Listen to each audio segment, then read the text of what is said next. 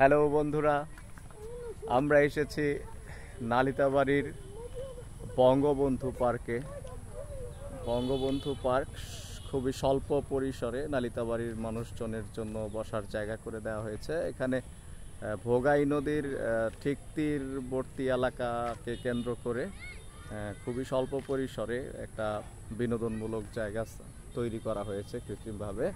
এমনিতেই নদীর আশপাশ অনেক সুন্দর, তারপরেও কৃত্রিমভাবে কিছু সংযোজন বিয়োজনের মাধ্যমে এখানে আসলে সুন্দর একটা পরিবেশ তৈরি করা হয়েছে। আপনারা দেখতে পাচ্ছেন এইদিকে ছাতা আছে, এই ছাতার নিচে বসার জায়গা আছে, পাশাপাশি এখানে হাঁটার জন্য একটা জায়গা করা হয়েছে এবং ঠিক নদীর তীরবর্তী এলাকা নিয়ে এরকম দীর্ঘ অনেকটা জায়গা জুড়ে এই পার্ক তৈরি করা হয়েছে।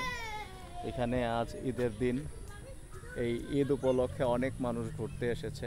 আপনারা দেখতে পাচ্ছেন যে হিমালয়ের পাদদেশ থেকে প্রবাহিত হয়ে যে ভোগাই নদী এসেছে, সেই ভোগাই নদীর ঠিক তীরবর্তী এলাকায় আমাদের এই বঙ্গবন্ধু পার্ক।